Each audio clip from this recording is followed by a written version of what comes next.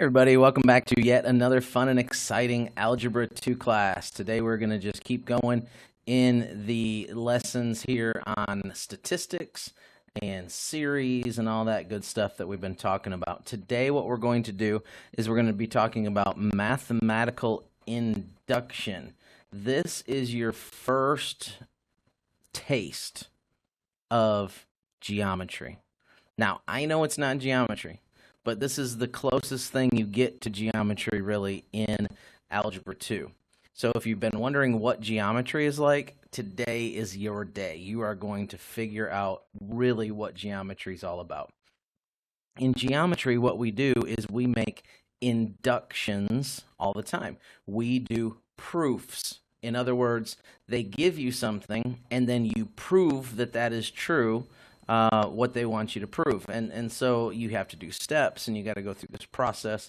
And so today we're going to learn how to do it mathematically. In geometry, we don't do it mathematically. We do it logically, and we do it with words and different things like that. So a little bit different, but very similar. So what are we going to do? This is on page 462. And on page 462, it's really just a bunch of words. Okay, and here's what I want you to kind of not get caught up in all those words.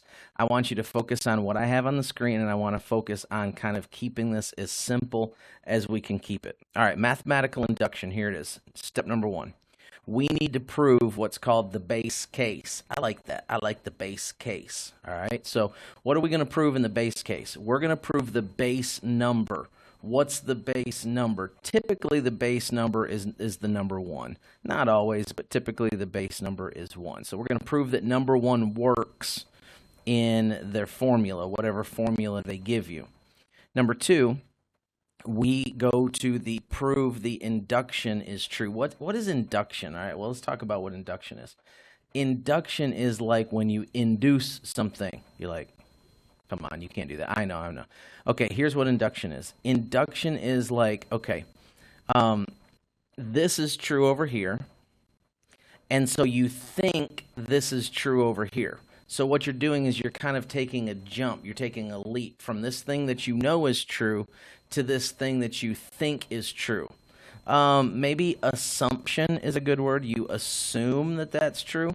Now, in mathematics, you're going to want to prove your assumptions. You're going to want to prove that your induction about something else is, in fact, true. So that's what we're going to do in step 2. We're going to make an assumption. Look at letter A. We're going to assume the expression is true for any value. We're going to call that K. This is the variable that we're going to use right here is the value K. And then what we're going to do is then we're going to solve it for K plus 1 or the next greater value. So in other words, here's what we're going to do. We're going to do one for the base case. Then we're going to assume that K is correct. And then we're going to prove it for K plus 1. So in other words, if we prove one on the low side of K, and we prove one on the high side of K, so we're on like both sides of it, then we would prove that all of them are correct. Everywhere in between what we proved, and even the future ones, and even potentially the ones that are on the other side of 1 if your series goes into the negatives.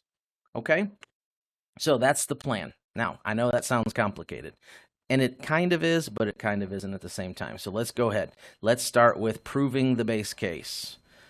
All right, what we're going to do is we are going to prove one of our formulas. All right, there's our formula. We've been using that formula the last couple lessons, n times n plus 1 over 2. Now we want to prove that it is always true. All right, well, let's try it. First thing we want to do is we want to prove the base case. Here's the base case. Number 1 is the first one. Why? Because that's where our lower bound starts. We're starting with 1. So we're going to prove that 1 is true in this.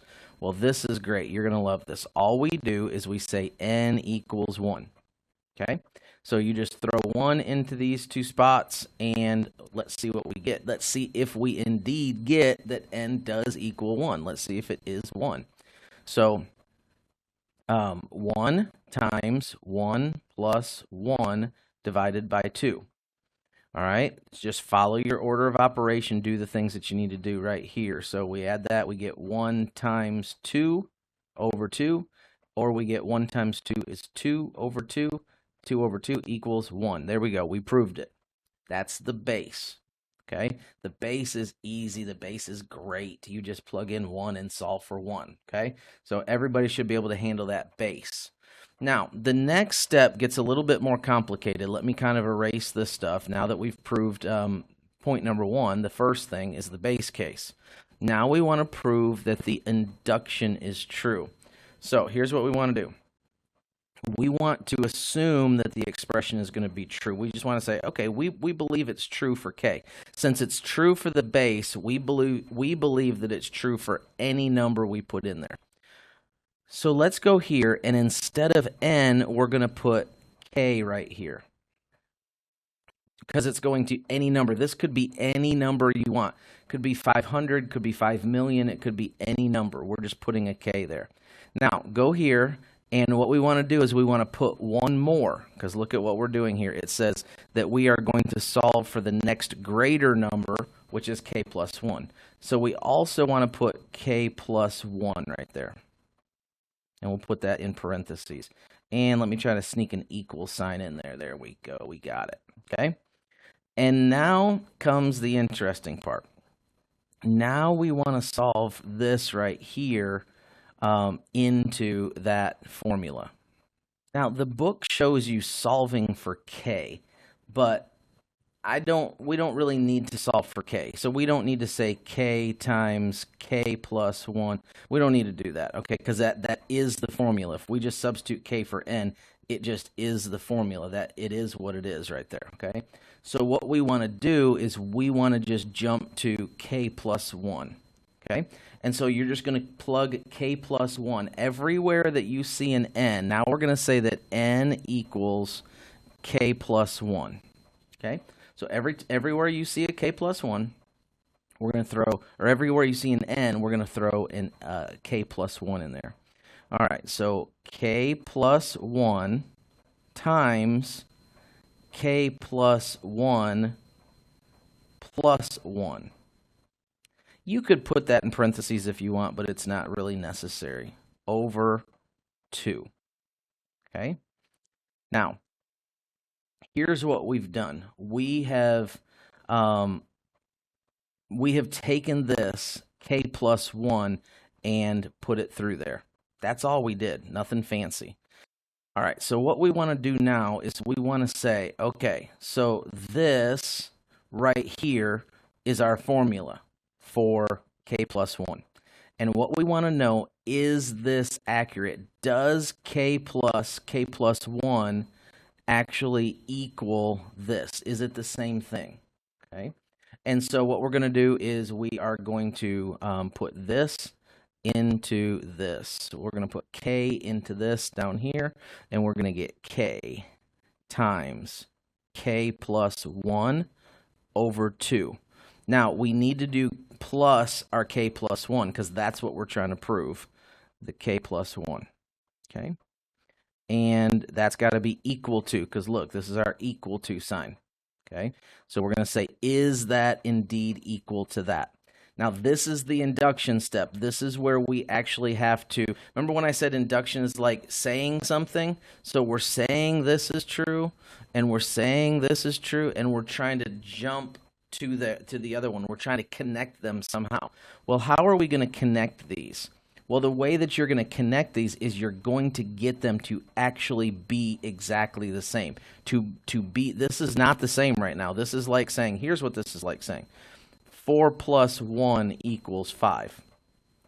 Okay? Does 4 plus 1 equal 5? Yes, it does, but this looks a little different right now.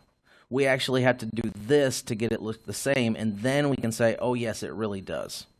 Now, that's what we have to do to this right here. We have to combine everything so that we get it to look exactly like this side. So let's try it. Let's see what happens. Let's just start solving things. The first thing I notice is that we're trying to add, but we don't have a common denominator. So what I would do is I would give this a common denominator of 2. If we multiply the denominator by 2, we also have to multiply the numerator by 2, right? Okay, so let's write our new expression here. We have k times k plus 1 over 2 plus 2 times k plus 1 over 2 equals k plus 1 times k plus 1, and I can combine these right now, just get it over with. 1 plus 1 is 2 divided by 2, okay? All right, so we're making progress. We're getting it to be common denominators. Remember, our goal is to get this one to look exactly like this one. That's going to prove it. If we can do it, then we prove it. If we can't do it, then we fail our proof, okay? So let's start doing things. We can distribute right there. What happens when we distribute? Well, we get k squared. And notice this is all over 2. Our common denominator is 2. So one thing that you could do right now is you could just say, okay, if the denominator is 2, we can just get rid of the denominator because it's all common. It's all the same.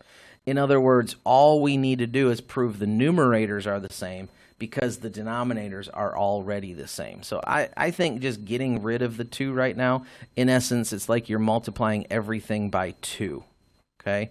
And if we do that, it just cancels the denominator. It's going to be so much easier for us to work with this without the denominators getting in our way. All right, so k times k is k squared. K times 1 is k. Plus 2 times k is 2k. 2 times 1 is 2. Equals. Now check this side out. We have to FOIL this side, don't we? Okay, so we're going to do FOIL first. That's going to give us k squared.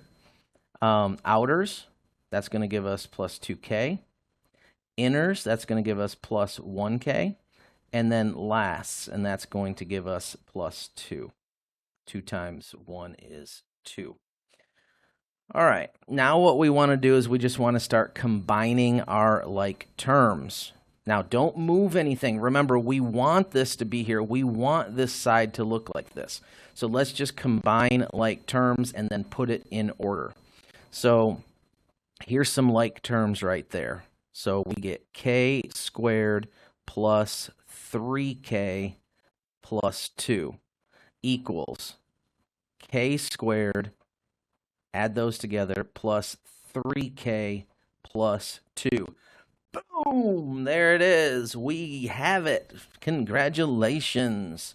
That is your induction proof. We just proved that those two things are indeed equal. How did we do that? By making the assumption. We said, yes, we think it's equal. And then we plugged into it and we actually started moving things around, doing our math. Notice, what is this called? It's mathematical induction.